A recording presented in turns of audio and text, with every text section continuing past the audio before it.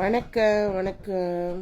Okay, நான் சந்தனா பேசுகிறேன். Santhana B இன்டர்நேஷ்னல்லேருந்து பேசுகிறேன். ஓகே, உங்களுக்கெல்லாம் ஒரு நல்ல வாய்ப்பு. இது ஏன் நான் சொல்கிறேன்னா, நான் கேஷ் அண்ட் கேரி வச்சுருந்தேன். எல்லாத்துக்குமே தெரியும், நான் கேஷ் அண்ட் கேரி பிஸ்னஸ் பண்ணேன்.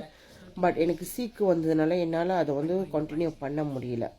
ஏன்னா நம்ம உடல்நிலை சரியில்லைன்னா எந்த பிஸ்னஸும் நம்ம செய்ய முடியாது. ஸோ அந்த சூழ்நிலைக்கு வந்தப்போ என் பிஸ்னஸ் டவுன் ஆகுச்சு. பிஸ்னஸ் மட்டும் டவுன் ஆகலைங்க, எனக்கு உடல் ஆரோக்கியம் இல்லை போணுச்சு. அப்புறம் என்னோடய பிஸ்னஸ் போச்சு, என் கையில் இன்கம் எல்லாம் ரொம்ப கஷ்டப்பட்டேன் நான். பட் ஆனால் நான் எனக்கு இந்த பி இன்டர்நேஷ்னல் ஜாயின் பண்ணி பெரிய அமௌண்ட் நான் வெளியாக்கலைங்க, கொஞ்சம் தான் வெளியாக்கினேன். நான் இதில் ஜாயின் பண்ணி இன்றைக்கி அந்த கடையில் நான் ஒரு மாதம் ஒரு 2000 வெள்ளி சம்பளம் எடுத்தேன். சும்மா ஒரு பேச்சுக்கு சொல்கிறேங்க, 2000 வெள்ளின்றது. ஏன்னா இதுக்கு ஒரு முக்கியமான உதாரணத்துக்கு உங்களுக்கெல்லாம் புரியறதுக்கு நான் அதை கொண்டு வரேன். ஸோ 2000 வெள்ளி சம்பளம் மாதம் எடுத்தேன்னு வச்சுக்கோங்களேன். அந்த சம்பளம் என் கையில் இருக்காது. அதையும் எடுத்து போட்டு நான் கரண்ட் பில்லு கட்டணுமா, இல்லை சம்பளத்துக்கு கொடுக்கணுமா, அந்த மாதிரி வெளியாக்கி இந்த மாதிரி ரொம்ப ஒரு சேமிப்பு இல்லை கையில். என்னால் ஆசைப்பட்டதை ஒன்று வாங்க முடியாது. இந்த மாதிரி நிறைய இஷ்யூஸ் இருந்துச்சு.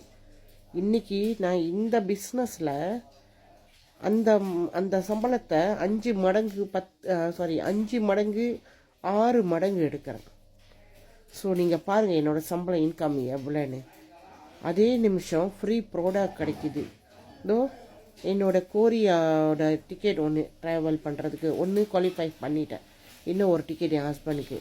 ஸோ இந்த மாதிரி இவ்வளோ அற்புதமான பிஸ்னஸை ஏன் நீங்களாம் செய்யக்கூடாது? என்னால் முடியும்னா உங்களால் முடியுங்க கண்டிப்பாக. முக்கியமாக அந்த படிச்சுட்டு வெளியே இருக்கீங்களா பிள்ளைங்க நிறைய பேர்.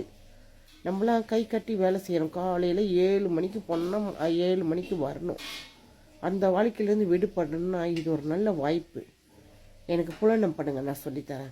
படிச்சிருக்கணும், இவங்களாம் நிறைய படிச்சிருக்காங்க, அதனால இவங்களாம் செய்கிறாங்க. நம்மளுக்கு படிப்பு இல்லை, செய்ய முடியாது.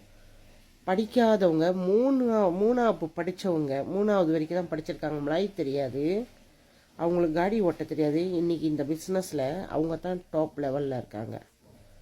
உங்களுக்கு தெரியுமா? ஒரு வருஷத்தில் காடி வீடு எல்லாம் அச்சீவ் பண்ணிட்டாங்க.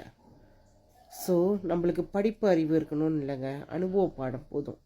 எனக்கு புலனம் பண்ணுங்க, நான் சொல்லித்தரேன்.